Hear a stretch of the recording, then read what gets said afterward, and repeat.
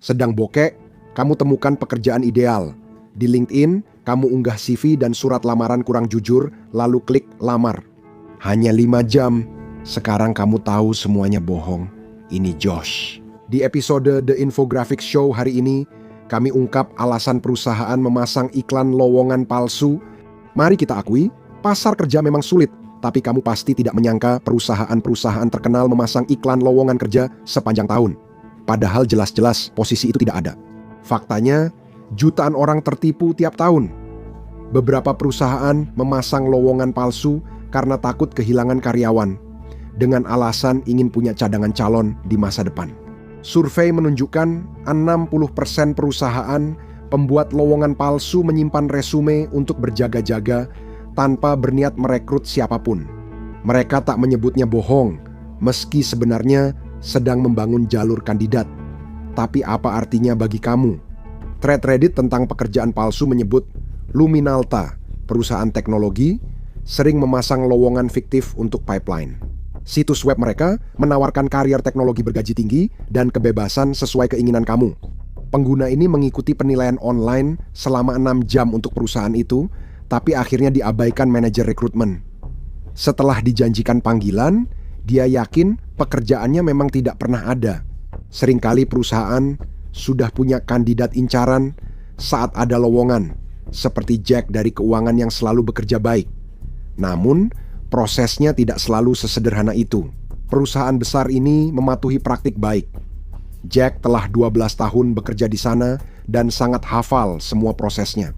Dia mengutip kebijakan perusahaan saat pesta Natal kantor dan mempercayai ucapan bos soal karyawan sebagai keluarga. Perusahaan tetap harus mengiklankan posisi dan mempertimbangkan pelamar lain agar prosesnya terlihat terbuka.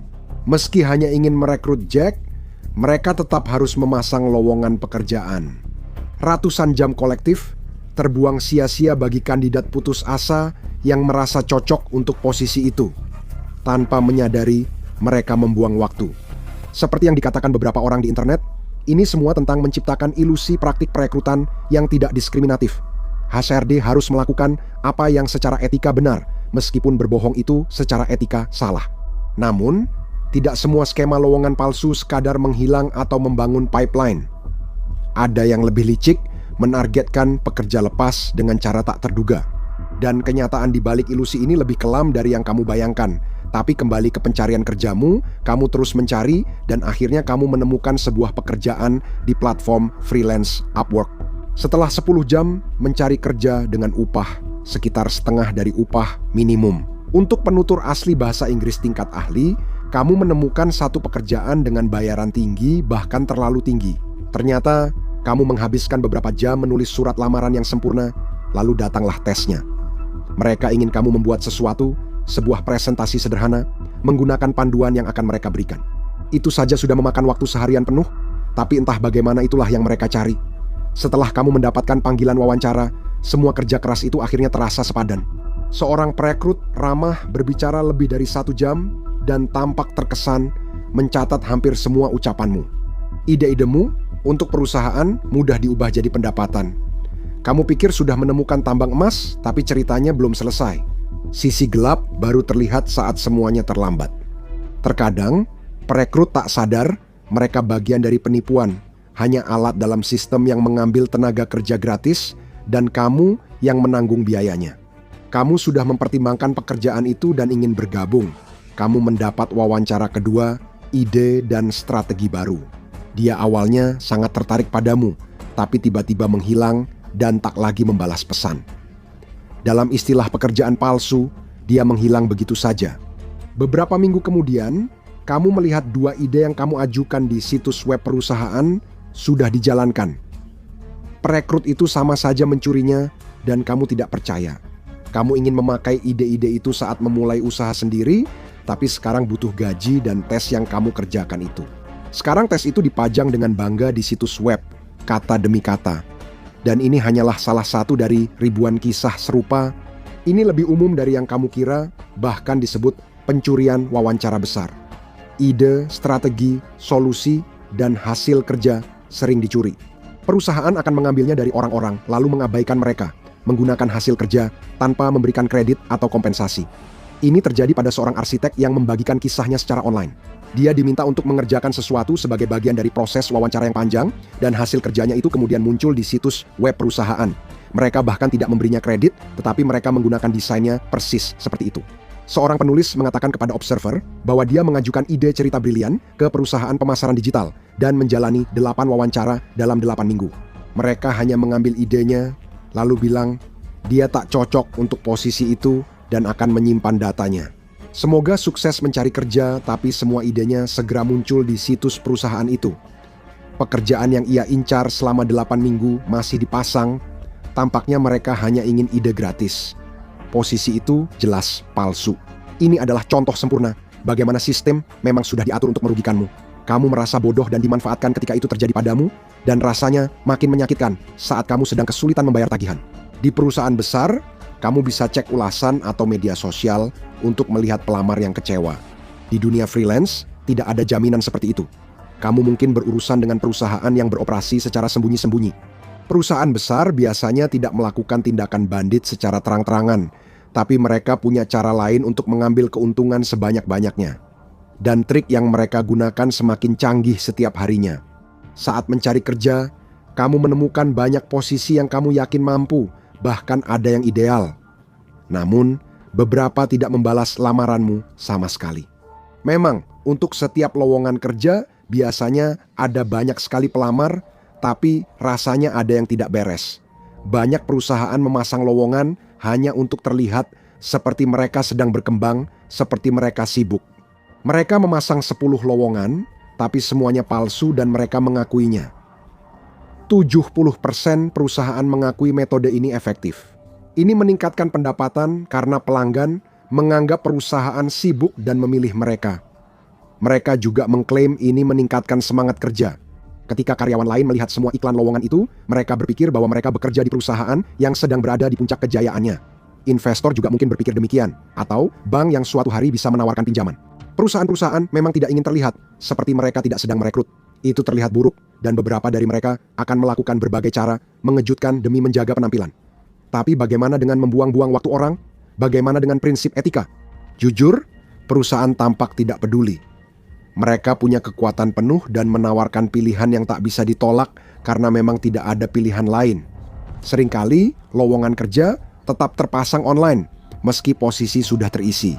Jika lowongan sudah lebih dari 30 hari, biasanya itu berarti tidak ada pekerjaan. Lebih dari 1/4 perusahaan yang ditanya tentang hal ini mengaku bahwa mereka hanya lupa untuk menghapus lowongan tersebut. Beberapa dari mereka membiarkan lowongan tetap terpasang hanya untuk mengumpulkan data kamu. Kalau bukan untuk itu, mereka meminta kamu untuk bergabung dengan akun media sosial mereka, berharap suatu hari kamu akan menjadi pelanggan. Beberapa yang memasang iklan lowongan palsu sepanjang tahun akan mengambil data kamu dan memasukkan kamu ke dalam daftar email mereka. Ini cara menarik perhatian ke perusahaan dengan employer branding murah. Tapi ada hal yang membuat kamu harus lebih teliti memeriksa lowongan. Beberapa perusahaan sengaja membuat deskripsi pekerjaan menarik, meski tahu tidak akan merekrut siapapun, bahkan tanpa berusaha menyembunyikannya. Dan situasinya makin memburuk.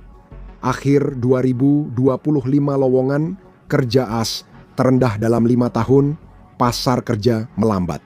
Data terbaru mengatakan bahwa untuk setiap lowongan pekerjaan yang dipasang di ASH, ada 2 orang yang mencari pekerjaan. Dan itu berarti setengah dari semua pencari kerja tidak beruntung.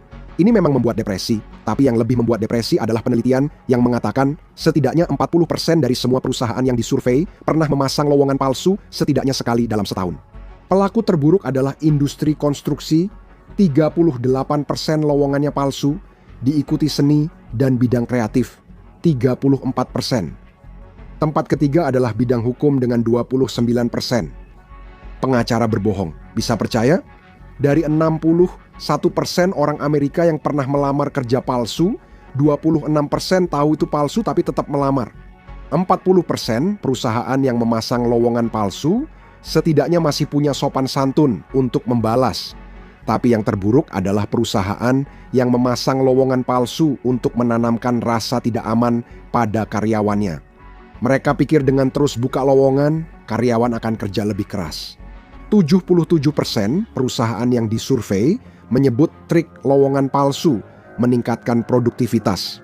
Dan 7 dari 10 perusahaan yang melakukannya menganggapnya dapat diterima secara moral. 50% perusahaan mengaku hanya memasang 1-5 lowongan palsu per tahun. Saat ini, banyak perusahaan di Amerika Serikat yang memasang puluhan 75 atau lebih lowongan palsu sepanjang tahun. 6 bulan Anda menulis ke perusahaan, tapi harapan Anda terus pupus. Ada sekitar 1,7 juta lowongan kerja di LinkedIn di Amerika Serikat, dan diperkirakan 1 dari 5 adalah palsu. Tapi jumlahnya kemungkinan jauh lebih tinggi dan terus bertambah. Penelitian dari perusahaan intelijen tenaga kerja Revelio Labs menunjukkan bahwa sekitar tahun 2020, sekitar 8 dari 10 lowongan pekerjaan yang dipasang secara online benar-benar berakhir dengan seseorang yang dipekerjakan. Lalu, sesuatu berubah. Sekarang angkanya sekitar 4 dari 10. Jutaan orang membuang waktu tiap hari untuk pekerjaan palsu. Ini epidemi penyalahgunaan industri, tapi banyak perusahaan tetap bicara soal tanggung jawab sosial. Jika mereka peduli tanggung jawab sosial, sebaiknya jangan menipu. Saat Anda menggulir LinkedIn, Anda bisa melihat pola yang sebelumnya tak disadari. Anda akan bertanya-tanya, berapa banyak dari pekerjaan sempurna itu yang sebenarnya hanyalah jebakan. Jangan mudah tertipu.